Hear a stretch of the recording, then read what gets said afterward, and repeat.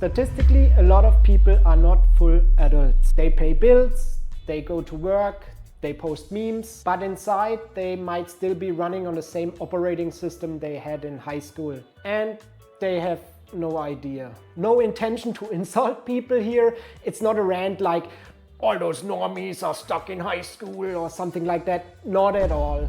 We are going to talk about Robert Kegan's stages of adult development today. And I explain why most people never grow up and how you can level up your consciousness. Are you going to tell us how to open our chakras now? Shut up, Toaster. This is science. Psychology time. We are constructing meaning here. Let's go.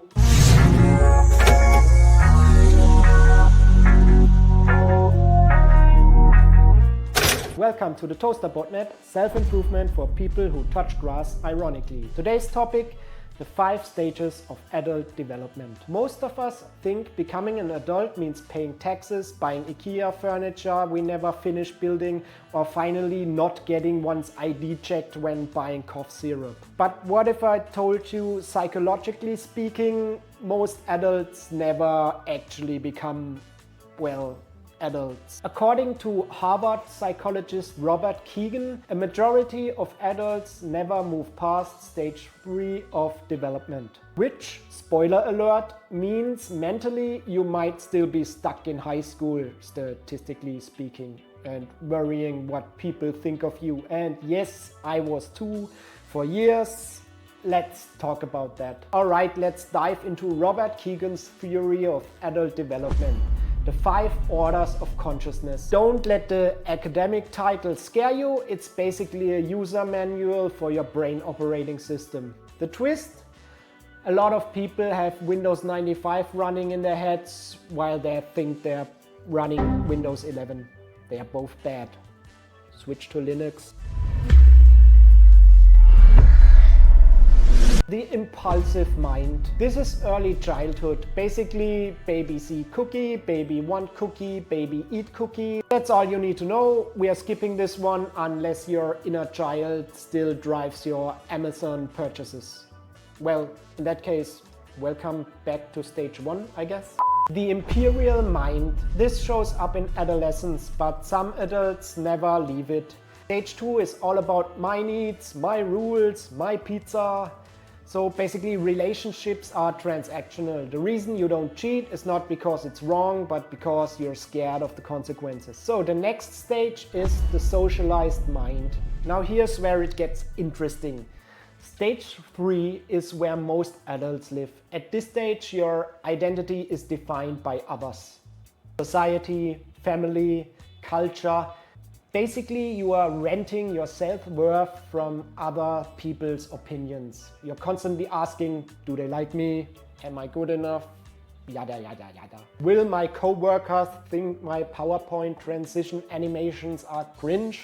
You know, the usual.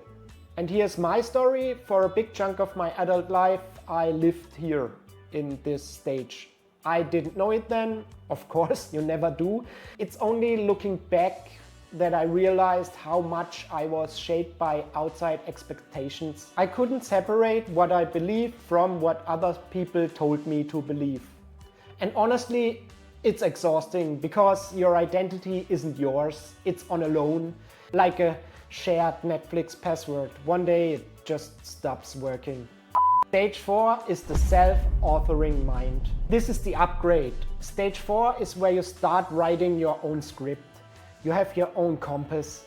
You can say, this is who I am, these are my values, this is what I stand for. You stop outsourcing your identity to your boss, your family, or your social group. Now here's the thing. I can't tell you the exact moment I moved from stage 3 to stage 4. It wasn't like I woke up on a Tuesday and thought, yes, today I'm my own author, pass me the grill. It was more like slow, boring software updates running in the background. Years of tiny shifts unnoticed at the time, but visible when I look back. That's how adult development often works. No fireworks, just gradual rewiring. Stage 5, The self-transforming mind. So this is rare, like 1% rare. Here you are no longer trapped by your own identity. You can hold multiple perspectives at once in your head. You can reconcile contradictions and keep evolving. You realize you are not your beliefs, you are the person holding your beliefs. And these beliefs can change. It's a bit like being Neo in the Matrix, except instead of dodging bullets, you're dodging your own ego internally. Most people never get there, and that's fine. It requires a lot of introspection and stuff like that, but aiming at stage 5 forces you to grow beyond your current container. The self-transforming mind is where it gets wild. This isn't just I know who I am anymore, it's realizing I'm not fixed, I'm a process. At stage 4, you've built your identity, your principles, your compass. You're proud of it. But stage 5 asks, what happens if your compass itself has limits? Instead of clinging to one coherent worldview, you start holding multiple, even contradictory perspectives without falling apart. Think of it like this. At stage 3, you're a character in a story someone else wrote. At stage 4, you are the author of your own story. At stage 5, you realize you are both the author and the character, and the story can keep being rewritten. Stage 5 people can look at their own beliefs and say, this is what I stand for, but also I see the opposite point of view, and it doesn't threaten me. They don't just tolerate contradictions, they use them. They see the proof in multiple systems at once and weave them together. This is not only incredibly hard to understand people with other political viewpoints, this is also incredibly hard because our brains hate contradictions. We want certainty. Stage 5 is about standing in the tension of uncertainty and using it as a fuel for growth. Imagine being able to argue both sides of a debate and actually believe both have merit. Imagine seeing your own flaws and realizing they are not something to destroy, but something that can coexist with your strength. That's stage 5. It's rare, only 1% of people get there, but even glimpsing, even practicing holding contradictions instead of fighting them inside your head expands your mind in ways that can make your life richer, more flexible and less fragile. Kegan's key idea is the subject-object shift. Sounds fancy, but it's simple. Subject, stuff you are but you can't see. Object, stuff you have and can analyze. As you grow, more of your subject becomes object. For example, at stage 3, you are relationships. At stage 4, you have relationships and you can reflect on them without losing yourself. It's a difference between I am my anxiety versus I have anxiety, kinda, and I can work with it. It's like moving from being trapped inside the fishbowl to suddenly realizing you are the fish swimming in it. So how do you actually grow? Here are 3 exercises to start. Journaling the subject-object shift. Write down one belief or assumption you've always held.